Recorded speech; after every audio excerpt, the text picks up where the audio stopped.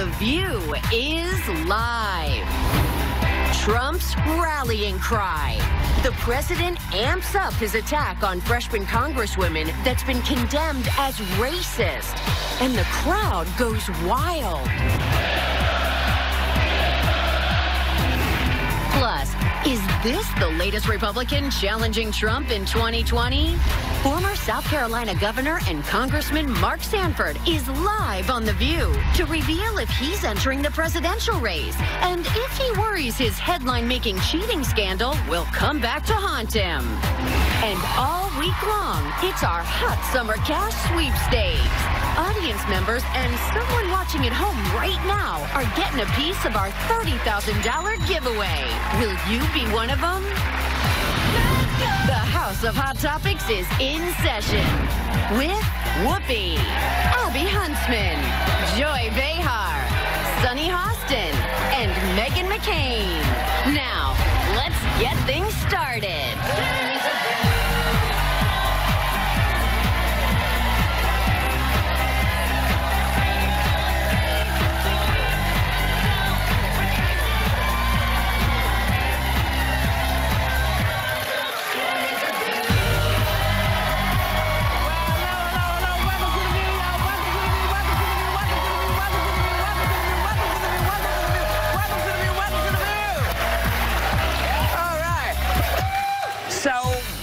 It is possible that we may have gotten a preview of you-know-who's 2020 presidential campaign during a rally in North Carolina last night. He continued his attack on freshman congresswomen that was condemned as racist, and it seemed to be a hit with the crowd. Take a look. These left-wing ideologues see our nation as a force of evil. The way they speak so badly of our country. They want to demolish our Constitution, weaken our military, eliminate the values that built this magnificent country. Omar has a history of launching vicious anti-Semitic screeds.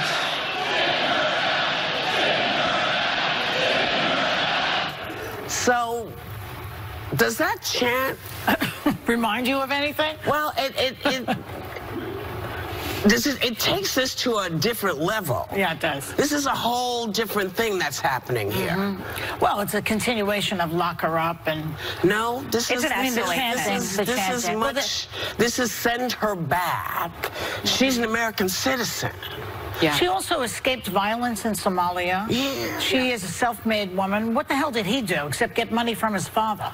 Yeah. Well, but you know, there's a lot of, I mean, should we be worried about this? I mean, there were children in that. Yes. In there yelling, send her back. What is the message? Who are we sending back? What is the message here is the question, really. And I pose that to our table, but also to us as Americans. What is this message? What are we saying? Well, it terrified me. I never thought that I would hear those words from the President of the United States of America, the same words that I heard my grandmother subjected to, the same words that I heard that I've been subjected to. And, you know, federal law says go back to where you came from. The use of those words is discriminatory when used by a supervisor or by a coworker. And you can sue that person. You can get fired for that. What does it say that the executive in chief of the United States of America is saying it about a congresswoman? And I just, when I think about that, I think he's supposed to be the moral leader of this country. Well, come on. He's supposed to be. He's supposed to be someone that you look up to, that children look up to. Yes, and you have a child in that crowd being egged on to say, send her back. You know, we have to be careful holding up our leaders to these standards which we ourselves cannot fit. You know, they're real people. This one is, I don't know what to say about this one. Look, it was really dystopian. Yeah, it's not, I was trying to go out to dinner and ignore politics. My family's in town. And I came home and saw it on Twitter and then saw it on TV. And Look, everyone at this table, and I think people that watch the show or have ever seen the dumpster fire that was my interview on Seth Meyers, knows that I've been one of Ilhan Omar's most vocal critics on her policy regarding Israel, regarding some of her comments that I and many others interpreted as anti-Semitic. But the problem right now is you're taking away my agency to criticize her policy because you're making this so much about race, xenophobia, racism. I think anytime you're hitting in a territory where you're telling any American citizen who is of a different color than you are to send them back, I too didn't think this was something that I would see in my country, especially when we're going into 2020. And let me tell you, Republicans right now, we may be in power and have popularity, and Trump's numbers may be real high, but let me tell you, it's my generation that's going to answer for this. Try selling conservatism to a younger generation when all they see is this kind of crap on TV. And the Trump administration, all of you, Ivanka, Jared, because you're around my age range, where are you in this? Because if my parents were doing this, let me tell you.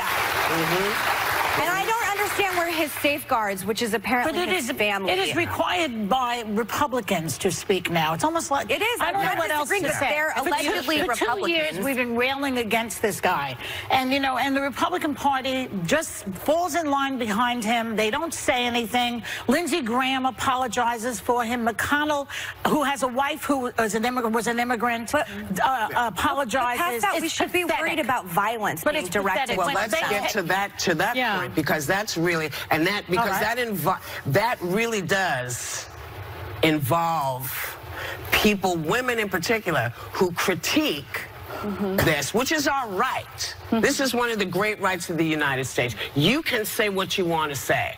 Okay? He can say what he wants to say, but see, if we say something like that, and it sounds like we're talking about violence, we can get in deep doo-doo. Yeah, you can't. He doesn't care or doesn't acknowledge the fact that what he's doing is possibly inviting violence towards these women, and women who are saying, this is wrong, I don't like this. No question. This involves every female in this country. Well, why can't he be brought up on charges of hate speech? Sorry. Why can't he be sued by the ACLU for hate speech? I don't get it. How does he get away with this? Can we just show this clip really quick? The what? Hate speech is true. The fact of the knowledge is, and I've done racial justice work in our country for a long time, acknowledge the fact that we are women of color. So when you do single us out, be aware of that and what you're doing, especially because some of us are getting death threats, because some of us are being singled out in many ways because of our backgrounds, because of our experiences and so forth. And go ahead. She's putting blame with Nancy Pelosi as well, which is why this clip, I thought, when Gayle King was interviewing them, was also interesting, because clearly they're feeling threats from all the way around, but they're blaming Nancy Pelosi for sort of opening the channels for Trump. And I just wish we could all take a collective breath, roll all of this back, and then we can fight about policy on The View all day long. In my opinion, she needed to give that rap directly to Nancy Pelosi. Wait a minute. We don't need to hear that on TV. Here's what should have happened. None of this should have happened, because everybody should have kept it amongst themselves and argued this personally. But once you put it out there, because when the youngsters, I said this the other day, when the youngsters come in and say, your generation didn't do anything, get out of the way, old person, it's like, what? Yeah. And then you keep it going, and then it escalates. Everybody has blame in this. The problem we are facing right now is what to do about it. It's not that we know it's happened. We get things happen all the time. Go ahead. I agree that I wish that Nancy Pelosi, as the Speaker of the House, as the leader of the Democrats in the House, and these 4 freshman congresswomen would have sort of aired this out internally. But I think, and I said this on the show when we discussed Nancy Pelosi's sort of singling them out, that you do have to take note that they are women of color, and the door was opened up a little bit there. Also. No question, and that she's in leadership. But I said that. I thought that was going to happen. What if she's colorblind and doesn't really notice that they're a different color? It's fine if you are colorblind. It is fine that you are colorblind, but if you are driving down the street, Joy, you've got to be able to see that there's a red light, a yellow light, and a green light. And so the notion that somehow I'm colorblind doesn't really cut it. You have to understand that women of color experience things a little bit differently than other people in the United States. I am one that experiences all kinds of crazy stuff. Yeah, a little. And it's just the problem for me is I need them to acknowledge that they have a hand in this. They have a hand in this. The squad or quad or whatever they're called. In terms of not... Yes. In terms of not taking it internally. I think part of my perspective on this is that it's okay to criticize their policy. Yes. There's huge ideological differences happening in this country that are savaging both sides. Yes. I could not be more politically divergent than the squad in every way. And I think the problem is, even if it's just a criticism of their policy, sometimes it's perceived as racism. I don't believe that's what Nancy Pelosi was doing in any way. And I think the problem is, look what Trump just did. There is a huge difference, and there needs to be more nuance in this kind of conversation. That's not my suggestion. Why do you say they have a hand in it? When we come back, I'll explain. Yes. We'll be right back. Sorry. Responders, how Jon Stewart's leading the charge against the 2 Republican senators blocking the 9/11 Victim Compensation Fund. Later, former Republican South Carolina Governor and Congressman Mark Sanford is live on The View to reveal if he's going to take on Trump in 2020. And heads up, home viewers, because one of you and an audience member are winning big on our week-long Hot Summer Cash sweepstakes. Welcome back. So apparently I need to clear this up. What I was saying when I was talking about the congresswomen need to see how what they said incited somebody to say something else that incited them to say something else. So when they're talking about people like Nancy Pelosi or Feinstein, you know, do remember that they were 2 women amongst all these men fighting for our rights. So when you get elected, you can't come in and say, well, you know, none of you people did anything, because you're standing on the shoulders of all these people who worked their tails off in service to this country. And so when you lob something out like that, like saying you're too old to do that, you know, those are fighting words. So everybody, when I say everybody's complicit in the back and forth, if you stop doing that and just get to work, it would be great. That's what I'm saying. And I want to clear up my point in terms of, you know, I've met Nancy Pelosi so many times, and I'm a huge admirer of her leadership. I don't think she's racist. No. My point is that when you do lob it back to 4 freshman congresswomen who are women of color, you must acknowledge the fact that they are seen as women of color and their experience is going to be different. And that is why I think when Donald Trump first tweeted out about these women, he said, Nancy Pelosi, I'm sure, will buy your ticket out of here. So he connected the 2. Yes. And she, we are I don't not think, doing was cognizant of that nuance. I would like to say something. I would just like to say that. Wait, that's what I said. I'm very distressed at what's going on in the country. I'm very frightened for us. Yes. I've read too many World War II, seen too many World War II documentaries to not be frightened. I see what's happening,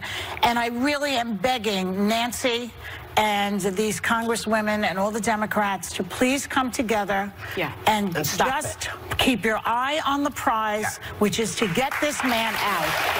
I'm really begging you to do it.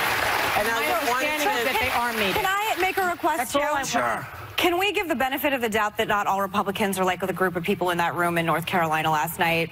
Really? Because, again, I'm surrounded by conservatives. And I know, a friend of mine who works in conservative media called me yesterday, and we were both just like, our jobs, man. Like, we have to go on TV and talk about what people perceive as us representing this. Well, what were they doing there? What were they doing there? I don't know anyone that was at that specific rally, although my friend Clay Aiken, who lives in North Carolina, was very upset that it happened in his home state when he was there. But I will just say that this is not the conservatism I was raised in. It's not the Republican Party I now recognize in this sort of sense.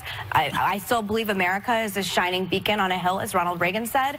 And the idea that Republicans everywhere are going to be associated with this, there are those of us that are speaking out, and there are also those of us, Joy, who are terrified also at this kind of language. I want to see Mitch McConnell stop. I would too. I want to see him start speaking against Trump. It's got to happen. Come on. Well, we've seen the outcome of what happens when you don't stand up to it. Well, you know, and I wanted to read something because I thought it was interesting. So,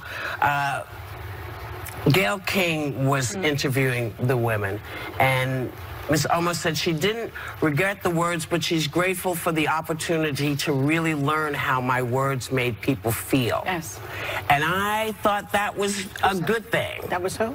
Congresswoman Omar. Omar. You Yeah. know, and I thought that was a good thing because our words do matter. Yeah. Words do affect people, and so if you are not sure, you know, talk to friends and say, should I really say this, or learn from this. Offend you when I said this, and then I won't say it again. Yeah, so people will learn, and you know, we all step in it from time to time. I mean, please, I'm knee deep, but you know, because you're talking sometimes, and you say it, and once it's out of your mouth, it's out there. Happens to us All every the time. day. Well, I didn't want to point fingers. You know. Good point, right here. It's always it's all of us, but you know, I think really You know what? everybody's doing the best they We're still talking, can. though. Yes. Nobody's scared off yet. No, Which that's a lot because I know a lot of people that aren't scared to still talk right now. Well, you know what? Don't be scared. It's your country. Take it back. That's we'll the be right worst back. thing that could happen.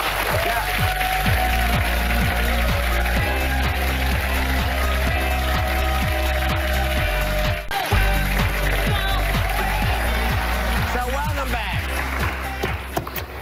Kentucky Senator Rand Paul is one of the 2 Republican senators, along with Utah's Mike Lee, who blocked a vote on the 9/11 Victims Compensation Fund. And Jon Stewart went on Fox News last night to call out their hypocrisy.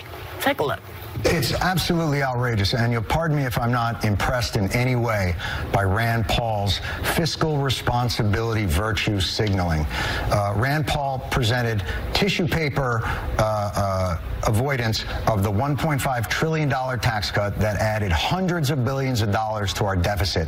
And now he stands up at the last minute after 15 years of blood, sweat, and tears from the 9/11 community to say that it's all over now. Now we're going to balance the budget on the backs of the 9/11 first responder community. And just to say, Mike Lee also voted for the tax cut, too. Yeah. So how can... It's why people hate libertarians. Is an example of this, honestly, because they get so out in front of their skis and so ideologically pure that they don't see the forest for the trees. Give 9/11 responders whatever the hell they want. Yeah. Please, on any level. Over our 4th of July break, the fireman Luis Alvarez died. Yes, he did. And if you see the picture of him when he looked like on 9/11 and then testifying, he's only 53, and he died right soon after giving this testimony, I believe 2 weeks after. And he was with his son giving an interview on Fox News, and he said, my son is not going to have a father, and he deserves better than this, as do the rest of the 9/11 responders. It is un-American. It is unpatriotic. Rand Paul, I've never liked you, but this is a disgrace on every level. Well, I never liked him either. I never liked him. No, he's a hypocrite. But you know, it's funny. A lot of these people think that the attack on the World Trade Center was an attack on New York.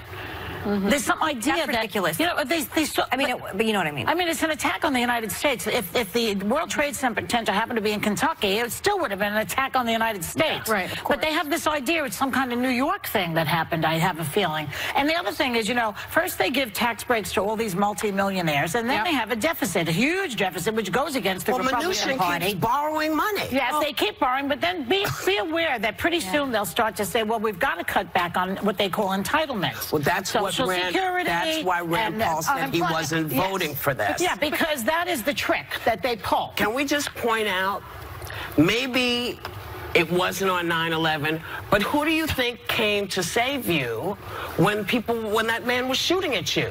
That was a responder. Yeah. That's who comes and does all of this. What the hell, man? What are you doing? I mean, Luis Alvarez was NYPD. What was so despicable is that he voted for that massive tax cut for the wealthy. Right. And all of a sudden he's saying we don't have enough money. Yeah, well, that's what if you look at it, the deficit because of that tax cut ballooned from $225 billion to $319 and it's going to go up another $1 trillion. And I would also like to point out that 911 funding bill was co-sponsored by Congresswoman Ilhan Omar, by the way, the woman that allegedly hates America. Thank you. And can we always remind people, New Yorkers died on 9/11, and people from all over our country died. Not all white, not all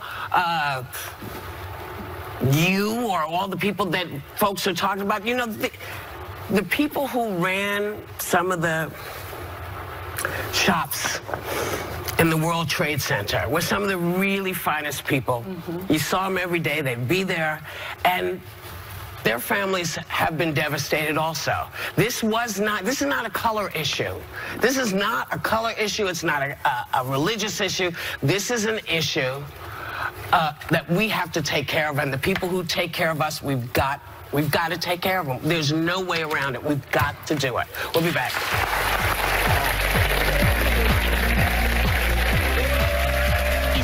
Republican South Carolina Governor and Congressman Mark Sanford about to announce he's running for president? Is it revenge for Trump campaigning to get him out of office? And how will he handle attacks about his high-profile affair? He's live on The View. Next. Mark Sanford locked horns with the guy in the White House back when he was a Republican congressman, and lately he sounds like he might be getting ready to run against him maybe in the 2020 presidential election. So here to tell us what's going on with him and maybe make an announcement, who can say? Please welcome live from South Carolina, former governor and congressman Mark Sanford. Hey. So what is this all about? Because you recently announced that you're considering challenging the guy. What are you waiting for? Are you in or are you out? Neither. What I've said is I'll give it 30 days and see whether, energy and people and resources come my direction as I explore this over the next 30 days or not. And if they don't, no, I'll look for other ways of highlighting what I think is the most critical issue out there that's not being talked about, which is debt, deficit, government spendings for its implications in every one of our lives. Okay. So, Joy Behar here, sir, if you do jump into this race, you know that Trump is going to be relentless in his attacks against you and your extramarital affair. We all know about that. Not that he's one to talk, but how do you plan to handle that? As best I can. I mean, it's a chapter of life that I regret, that I've said I'm sorry for, that I repent of, and I move on. But what happens in life is every one of us has a chapter or something in our life that we regret and we wish we could have done differently. And yet what people, opponents at times, will say, well, you know what, we're going to keep you in that box for the rest of your life, and you can never speak out on things that you might hold dear or things that might matter to you. And so I'll take it as it comes. If I indeed get into this race, I know it's a point of vulnerability, but it's also, frankly, a point of strength. Because if you learn from your mistakes, you become a better person for them.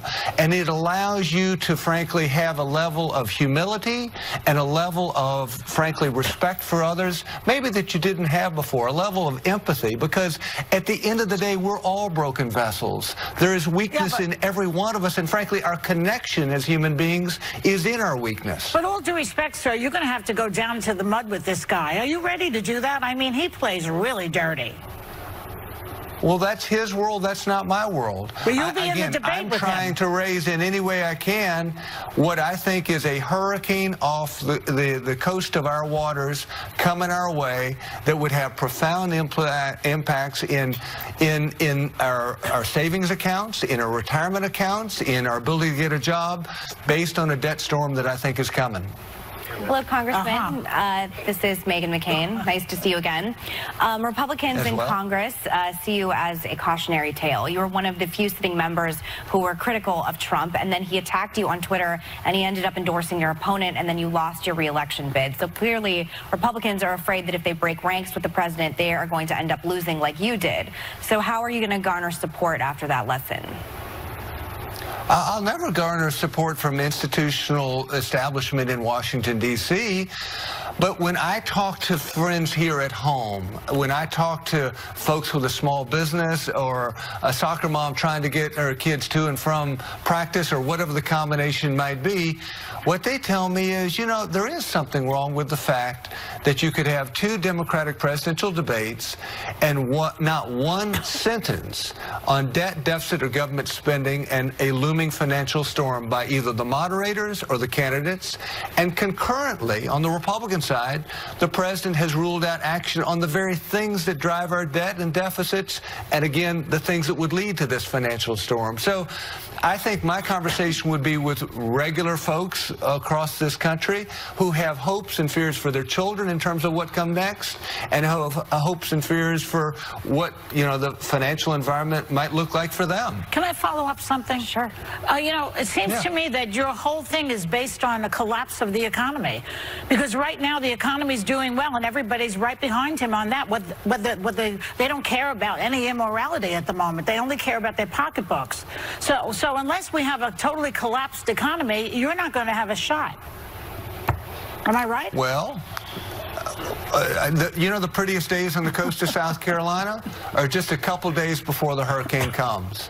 And yet the weather folks and all the emergency management folks will be saying, look, you need to find a way to leave the beach and head inland. And as governor for a couple terms of my life, I was a part of those calls saying, you got to leave, the storm is coming. And so I would absolutely agree with you that it seems like it's a sunny day. But in the same way that you could have a family that stacked up all kinds of credit card debt, and it seemed that their financial position was strong, that is exactly what's going on in this country right now. We've never had the level of deficits that we do right now in peacetime. We've never had the level of debt that we do now in peacetime. Think about this for 1 second. Interest, just the expense on our interest, is the largest growing category of our federal government. And interest, we will spend more on interest next year than we do on children in America, on all federal programs, education, welfare, aid to families. We will spend more on interest than we do on national defense in just 3 years. I mean, I could come up with a lot of statistics that say there's a storm brewing. I don't know exactly when it comes, but it's coming, and it'll be just like the folks who are on the beach being warned, get off the beach, who maybe or maybe don't take heed. Okay. Governor, this is Sunny Hostin. While the president continues to double down on his attacks that the 4 freshman congresswomen of color should go back to where they came from. And last night we heard his rally goers chanting, send her back. Do you believe the president's comments were racist?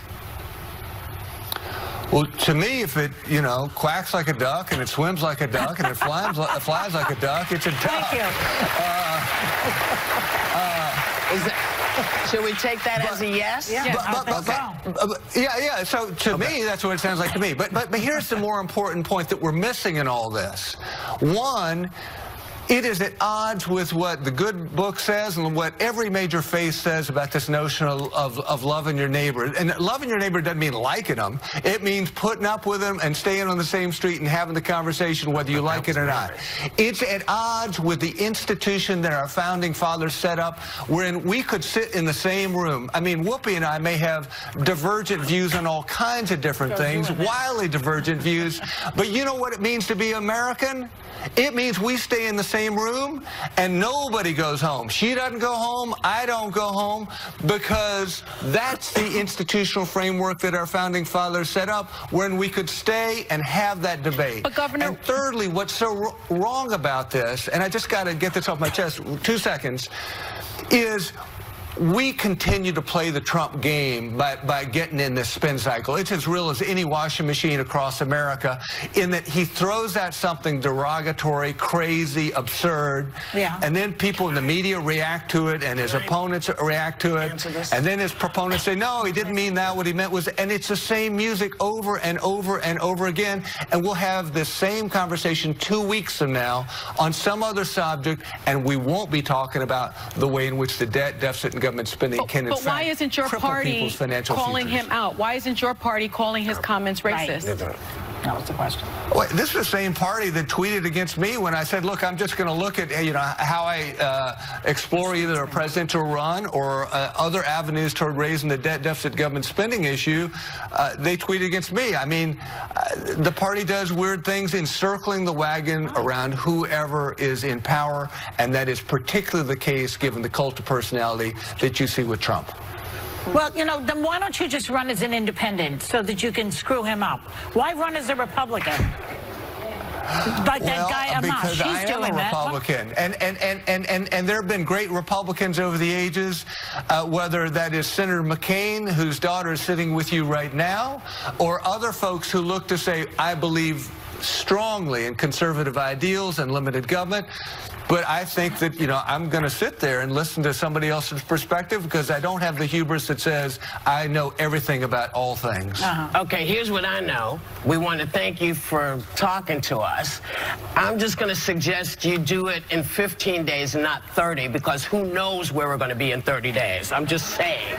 So, Mark Sanford. Fair enough. But can I say one thing to you? When you come back, I'd like to hear some more solutions from you, Sarah. That's all. Go ahead, Whoopi. I was always a fan. I was always a fan of your politics, whatever let's stay that's for the next worth. half hour, and I'll do that. I'd be interested to see you run. Right. So, everybody wants you to come back and hang at the table with us. We will be right back.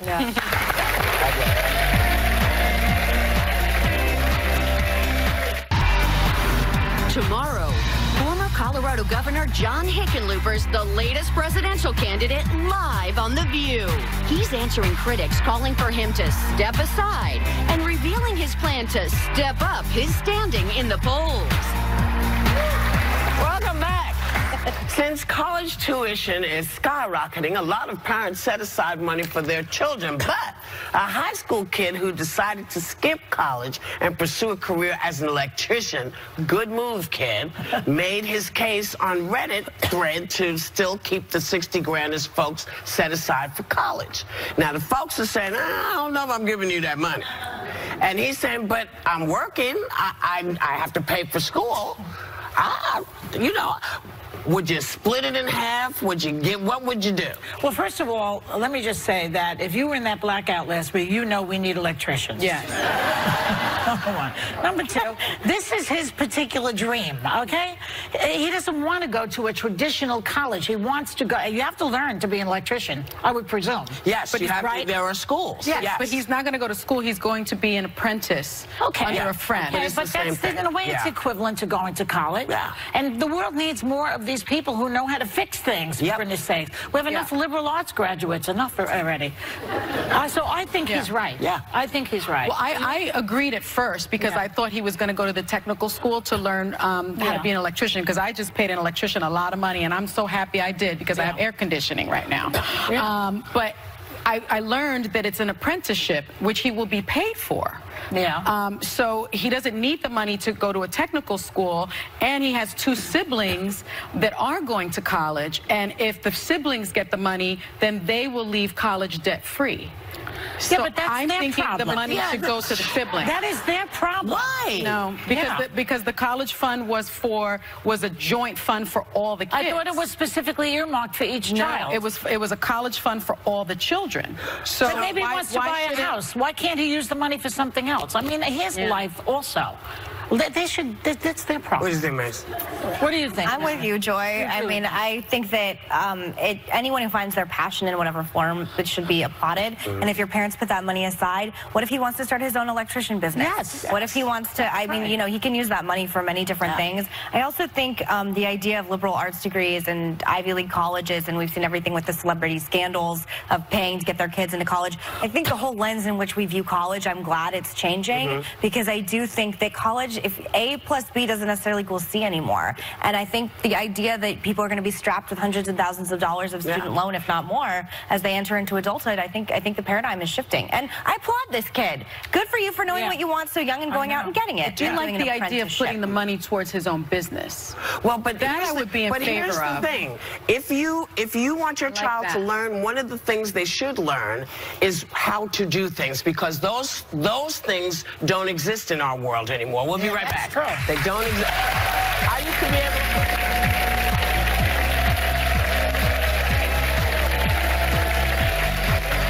One of you watching at home right now and an audience member are about to get a piece of our week-long giveaway of $30,000. The View's Hot Summer Cash Sweepstakes is picking winners right after this.